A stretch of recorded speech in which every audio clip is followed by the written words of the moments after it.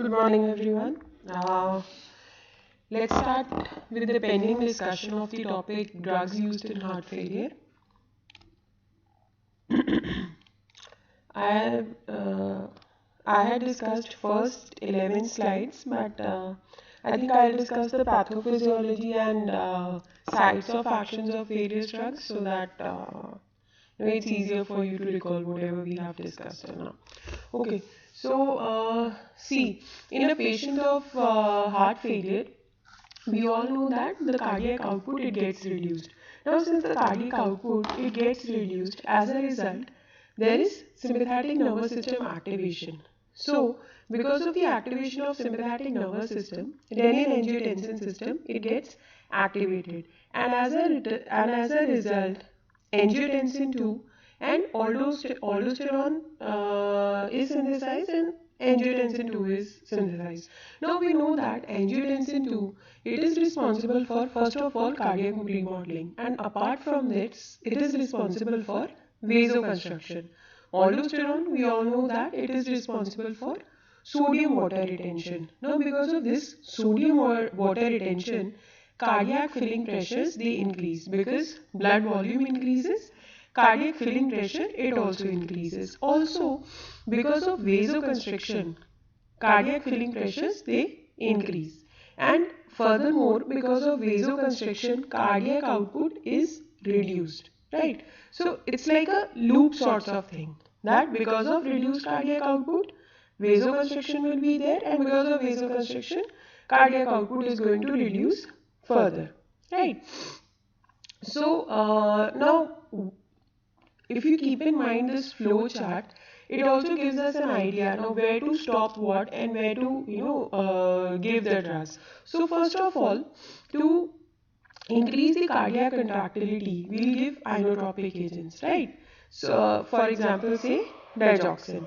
Now sympathetic nervous system is getting activated, right? In order to stop that, in order to stop the action of the sympathetic nervous system and prevent the release of renin, because we all know that renin is renin activation or renin release. It is controlled by sympathetic nervous system. So here we can give beta antagonists. To counteract vasoconstriction, we can give vasodilators. To stop the conversion of angiotensin 1 to angiotensin 2, which is the main culprit behind cardiac remodeling and vasoconstriction, we can give ACE inhibitors. To stop the synthesis of aldosterone, we can always give AT1 receptor antagonists or simply angiotensin 2 receptor blockers, right? And to stop the action of spironolactone, we can give aldosterone antagonists. Most common example is spironolactone. Now, because of aldosterone, there is sodium water retention, and in order to get that water out of the body, we can give patients diuretics, right? Now, let's move forward. This we have already discussed. Okay.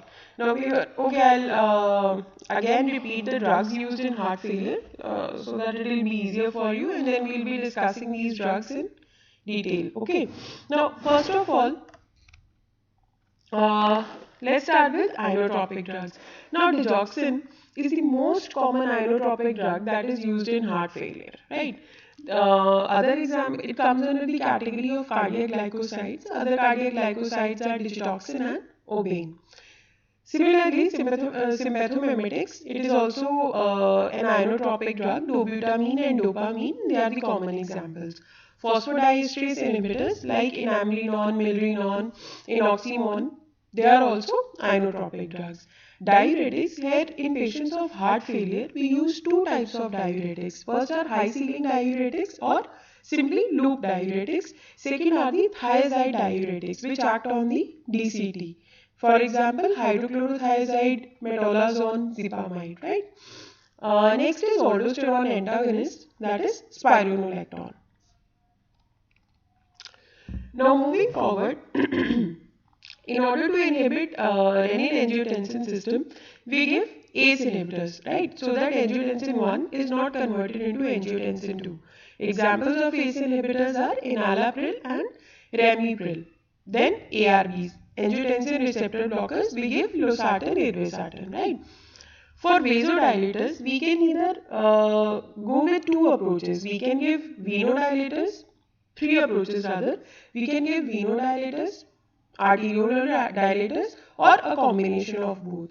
So, most common example of venodilators is GTN, that is glycerol trinitrate, right? And arteriolar dilator is hydralazine. And if you want to give a combination of both, then we give sodium nitroprusside. For beta blockers, metoprolol, bisoprolol, and carvedilol, they are commonly used. Now, another group of drugs that are used in heart failure patients is funny current blocker, that is ivabradine. Other drugs are metabolic cardioprotective drugs like trimetazine, calcium sensitizers like levosimendan and levocarnitine. So now we'll be discussing all these drugs in detail. So first of all, inotropic agents. Amongst the inotropic agents, cardiac glycosides. What is a little bit about the biochemistry of the cardioglycosides?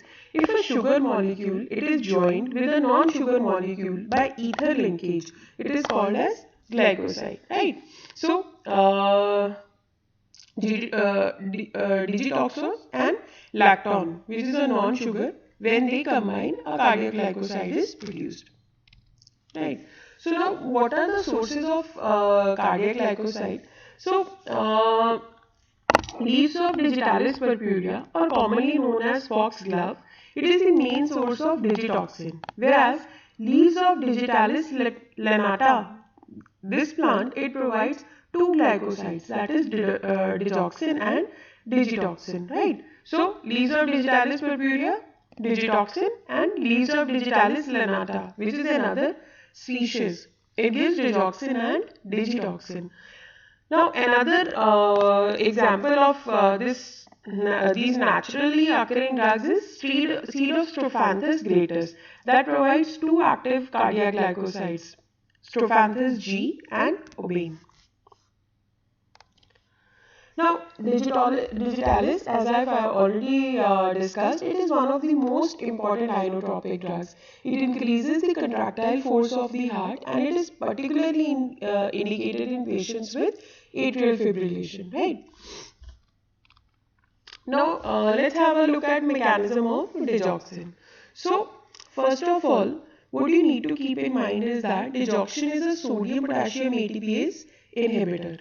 Now, since the sodium potassium ATPase is inhibited, there will be more sodium in the cell, right? Because of more sodium, there will be more sodium in the inside of the cell. Now, as a result, what happens is this sodium, it activates the sodium calcium channel.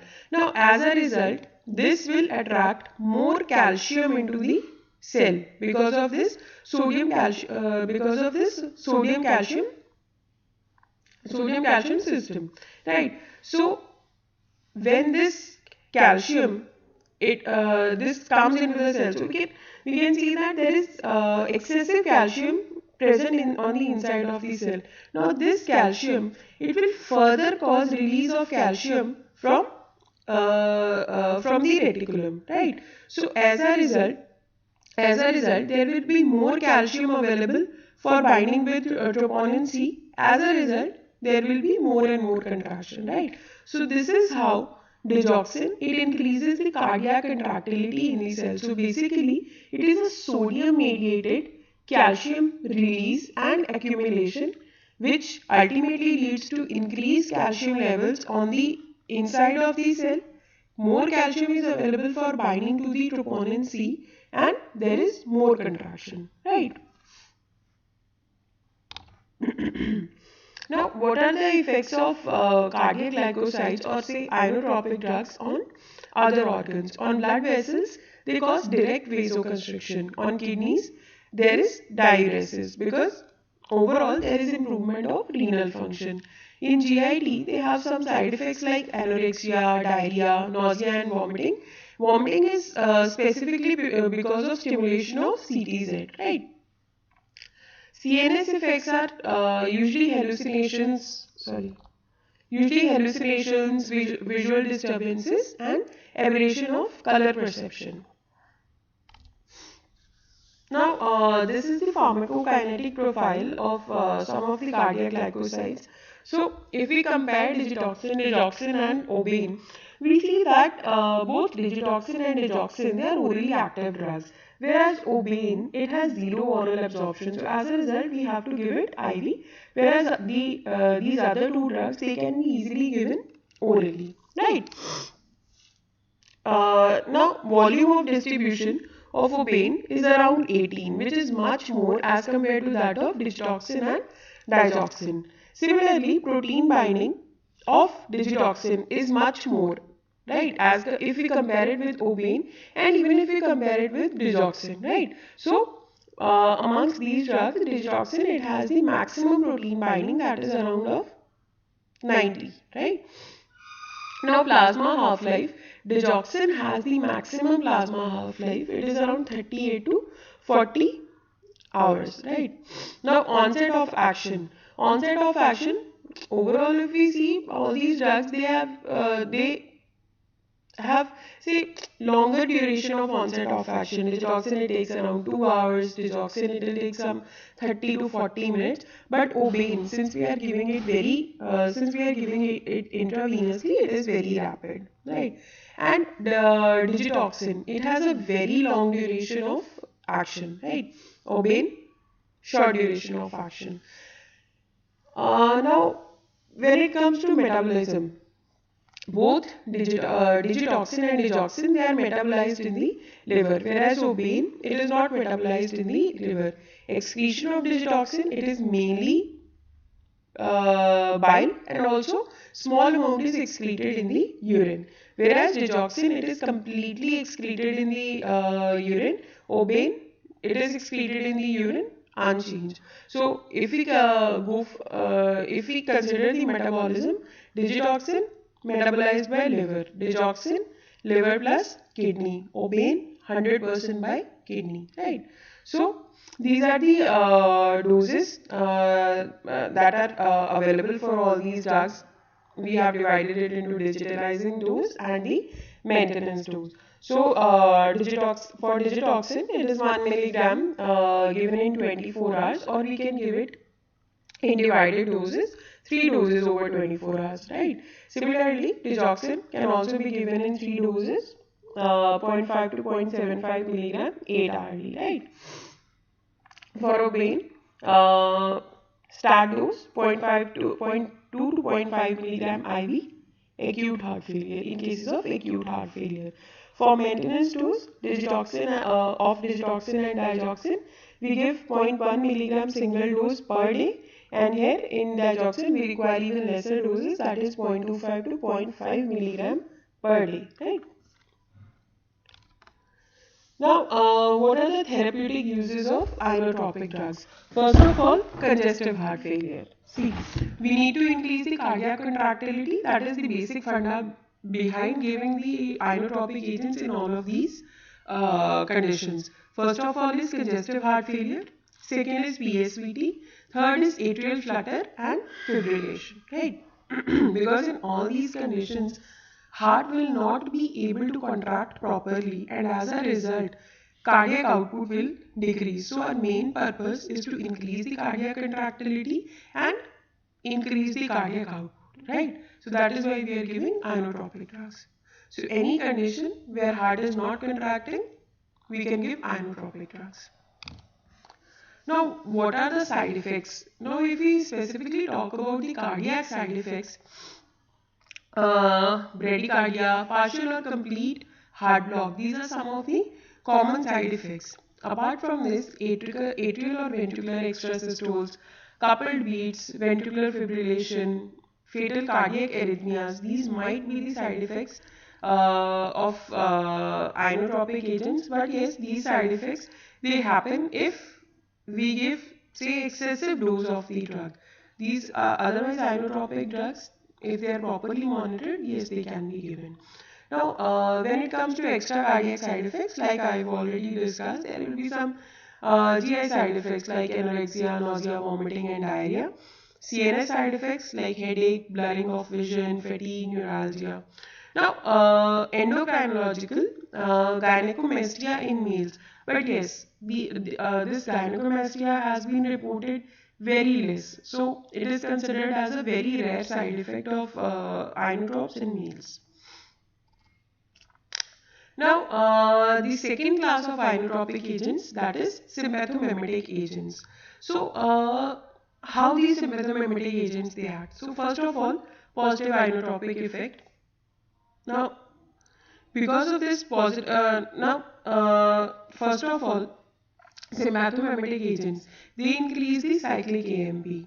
Now, as a result, there is activation of protein kinase, which will slow calcium channel, and then phosphorylated by protein kinase, which increases the calcium flow into the myocardial cells, causing increased force of contraction of the cardiac muscles. So here, basically sympathomimetic agents, they are working by increasing the intracellular concentration of the calcium. So as a result, cardiac contractility, it will increase.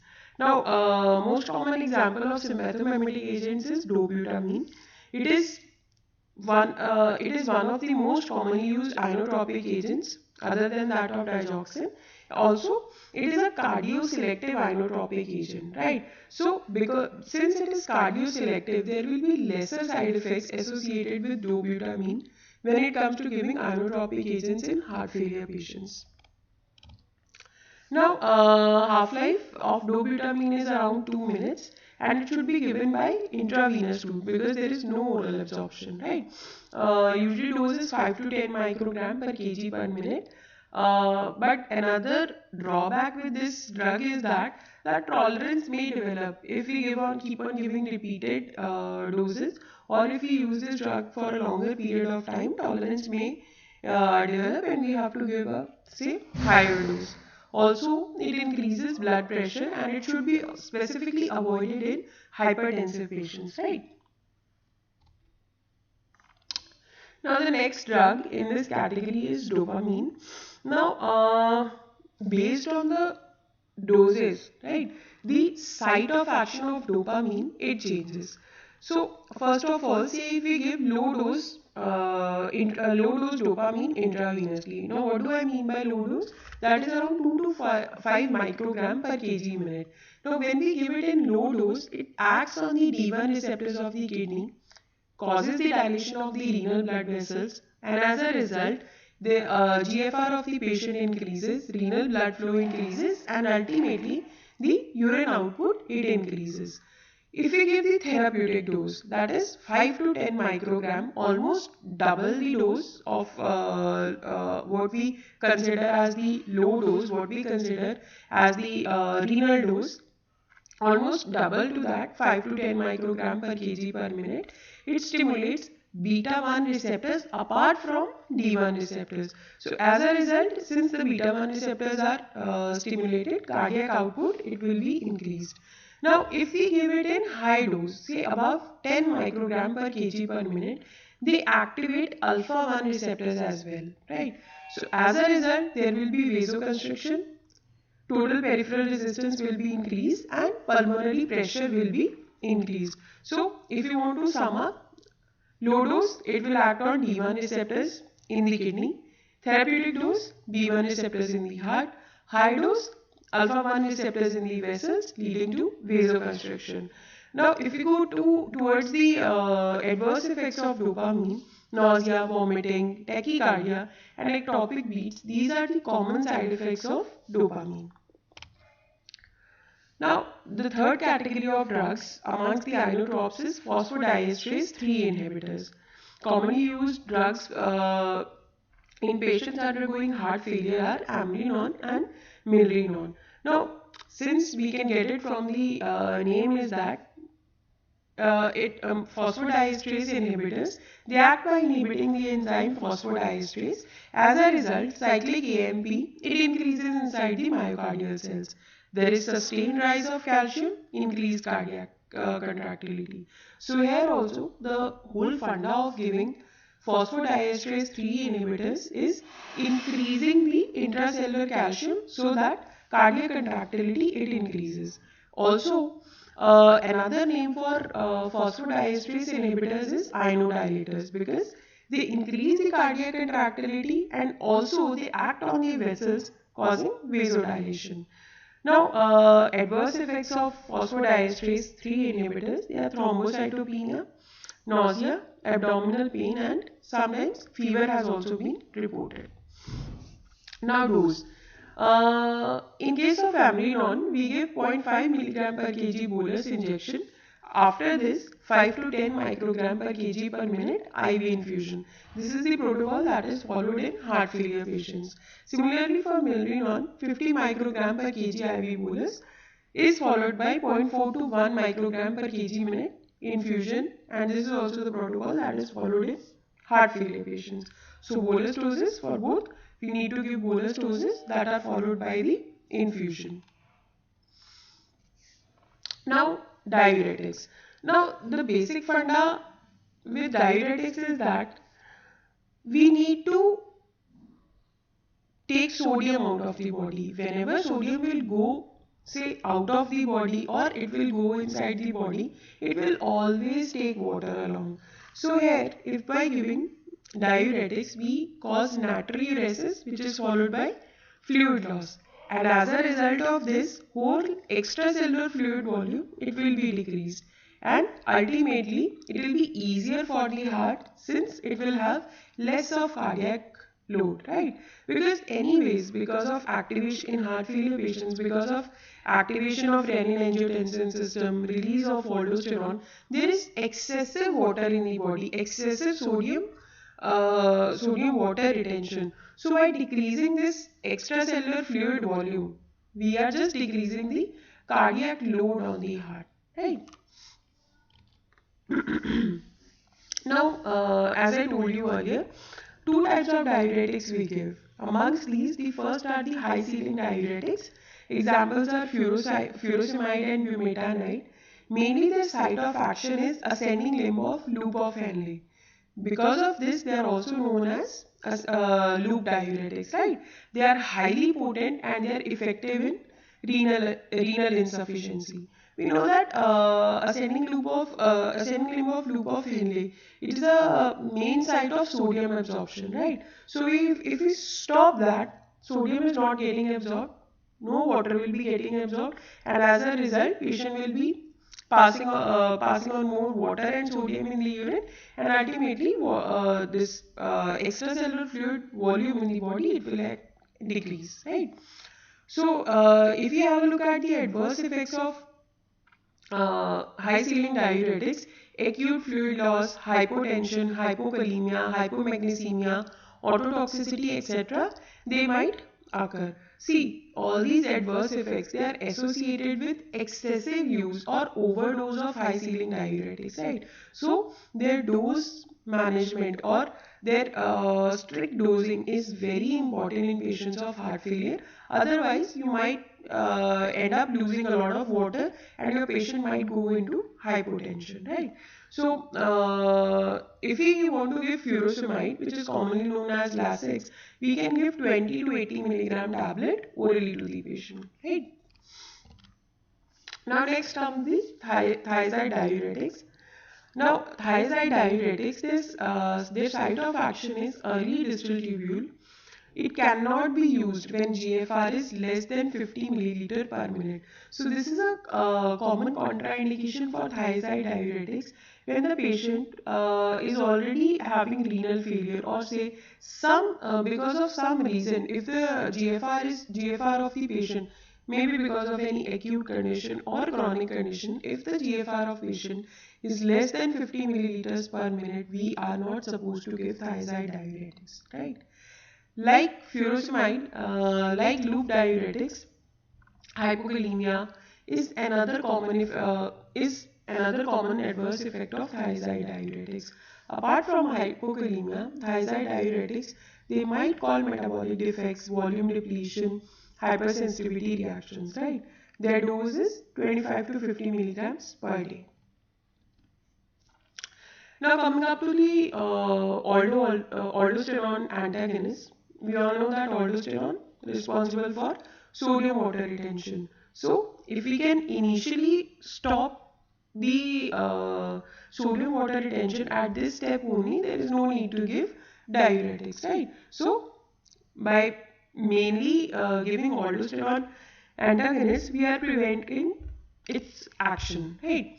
So usually amongst the aldosterone antagonists, we give two drugs. First is spironolactone and second is eplerenone, right?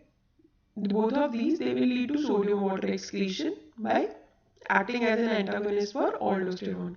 Also, since aldosterone and angiotensin 2, they are responsible for cardiac remodeling. It will spironolactone and eplerenone, they will also prevent pathological remodeling of the heart. Now, what are the adverse effects of aldosterone antagonists? First of all, hyperkalemia. Because if you see spironolactone, it is also known as potassium sparing diuretics. By what do we mean by potassium sparing diuretics? Basically, collecting tubule is the site of potassium excretion, and spironolactone, it mainly acts on the collecting tubule and it stops the potassium excretion from there. Now, as a result, if we keep on giving spironolactone for a long time, it might lead to hyperkalemia, right?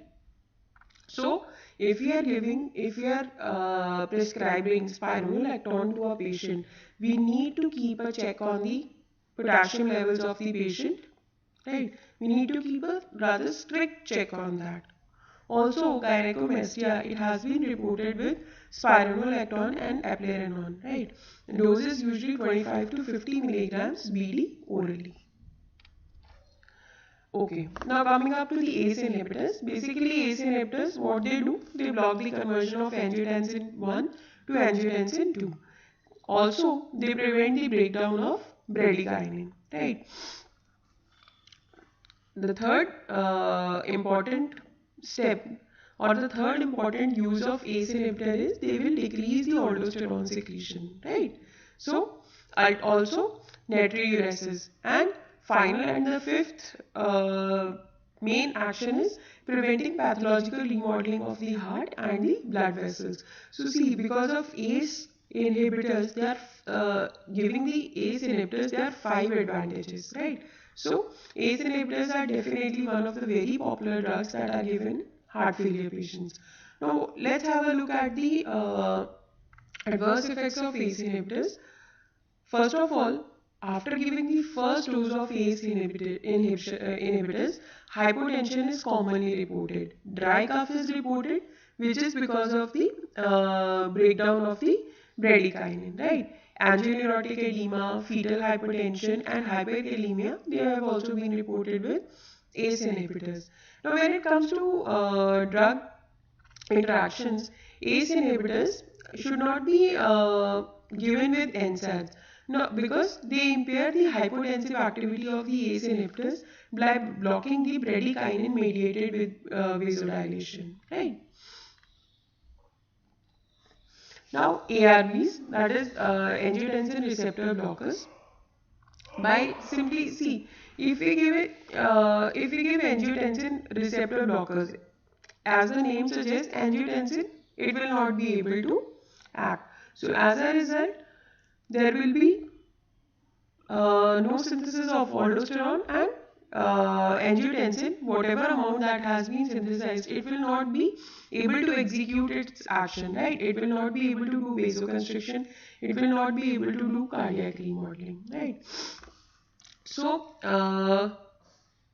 angiotensin 2, it stimulates the renin release, and it increases the circulating angiotensin 2 levels, right? So, they stimulate the angiotensin 2 receptors, which are blocked because of the vasodilation, right?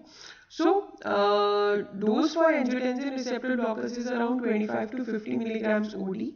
Adverse effects, they are potential teratogenic agents. They might lead to fetal toxicity, hyperkalemia, specifically in patients with renal failure, right? Because its metabolism, it occurs in the kidney. Also, first dose hypotension has been reported in some patients, but it is considered as a rare side effect. Now, vasodilators. Now, basically, why do we need to give vasodilators? Vasodilators, they reduce the pulmonary congestion and also they increase the cardiac output by decreasing the preload and the afterload on the heart.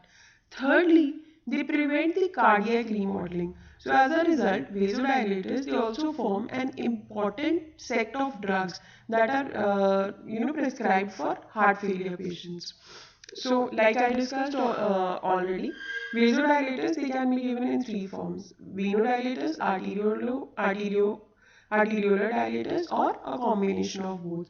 So, venodilators, you must have heard about this drug, definitely, nitroglycerin, right? In patients of heart failure with dyspnea, we always prefer nitrates. Now, what are the adverse effects of nitroglycerin? First of all is tolerance. Second is flushing of face and palpitations. Now, drug interactions. Sildenafils, it potentiates the hypotensive action of the nitrates. So, if a patient is already on sildenafil and we have to give nitrates to this patient, we have to reduce the dose of the nitrates because they act synergistically, right? Both of these, they will lead to hypotension in these patients. Now, arteriolar dilators, hydralazine. Basically, hydralazine leads to endothelium dependent vasodilation plus NO release. NO, we already know that nitric oxide, it is a powerful vasodilator. Because of this, there is stimulation of cyclic AMP, increased intracellular levels of cyclic AMP, and as a result, vascular smooth muscle relaxation, it occurs. Its dose is around 25 to 50. 25 to 50, sorry, there is an error here, 25 to 50 milligrams BD. Now, when it comes to adverse effects of hydralazine, headache, nausea, tachycardia, nasal congestion, and anginal attack, these are the common side effects of hydralazine. Now, combination of arteriolar and venodilators. Sodium nitroprusside, it is the most common example amongst this category. Basically, what is the mechanism of action of sodium nitroprusside? Sodium nitroprusside, it activates guanylyl cyclase either directly or indirectly through nitric oxide, and as a result, intracellular cyclic GMP, it increases, and this leads to smooth muscle relaxation. Dose of sodium nitroprusside is 0.3 microgram per kg minute, and it can be slowly raised to up to 0.5 microgram per kg minute. Adverse effects are usually headache, nausea, and vomiting. Now, another group of drugs, beta blockers, which actually, as I've discussed in that flow chart, they basically block the sympathetic discharge, right? So, as a result, no activation of renin-angiotensin system. Previously, now there's this one very interesting thing about beta blockers, that they were previously contraindicated in patients of congestive heart failure because of their negative inotropic action. But now they are proposed to increase the longevity in CHF patients. See, here it is basically, if we see the benefit and the problem with this drug. So benefit is much more. It increases the longevity as compared to that of little bit of negative inotropic effect. Anyways, for inotropic effect, we can negative inotropic effect, we can give other drugs. But since it increases the longevity in these patients, we have now started prescribing beta blockers in patients with heart failure, right? So, mechanism of action, like I've already told you, basically it inhibits the renin release and further synthesis of angiotensin 2. Ultimately, remodeling of the heart, it is prevented. Now, amongst the beta blockers, carvedilol, it is the most commonly used beta blocker in heart failure patients, followed by metoprolol and bisoprolol, right? So, what are the conditions or indications where beta blockers are given? Basically, they are given in patients of mild to moderate heart failure. If we go as per the NIA classification, NIA is New York Heart Association classification. According to that, class 2 and class 3, in these patients, beta blockers, they can be provided, right? In patients with dilated cardiomyopathy. Now, what are the contraindications?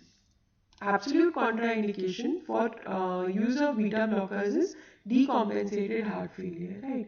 So if a patient is having compensated heart failure, we can go ahead with beta blockers. But if a patient has decompensated heart failure, beta blockers, they are an absolute contraindication. Now, ivabradine.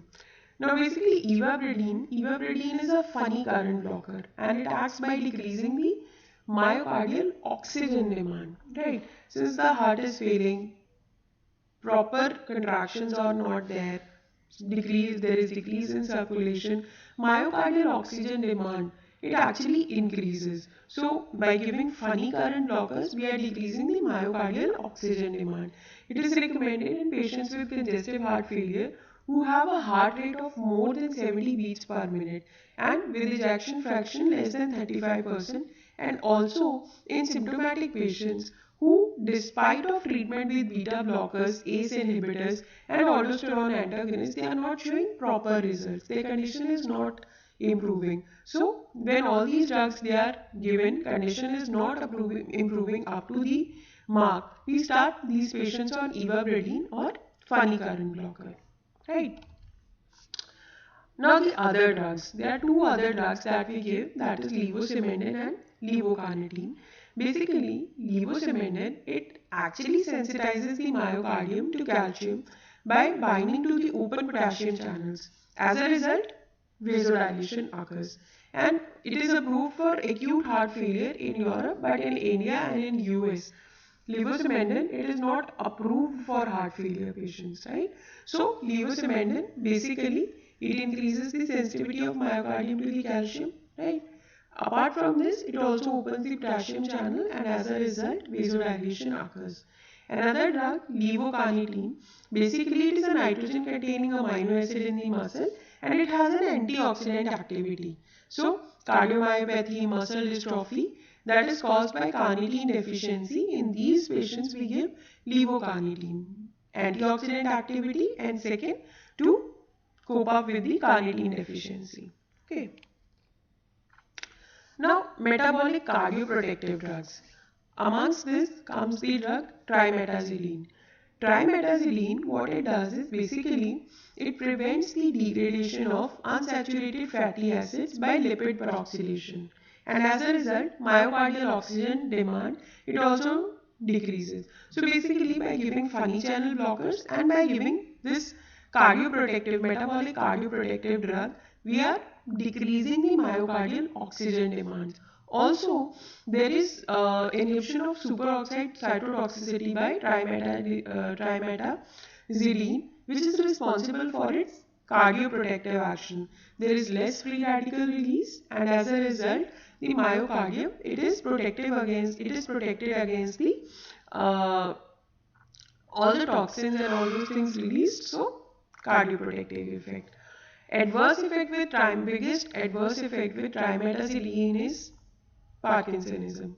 Its dose is around 20 to 60 milligrams OD, and it can be given in the form of a tablet or a capsule.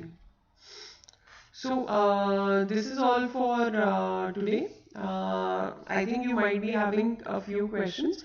So for that, you can mail me on my email ID. My email ID is priyankaloch@gmail.com. It's priyankaloach@gmail.com. Okay. So I'll be happy to answer all your questions. Please mail me if you have any doubts. Thank you.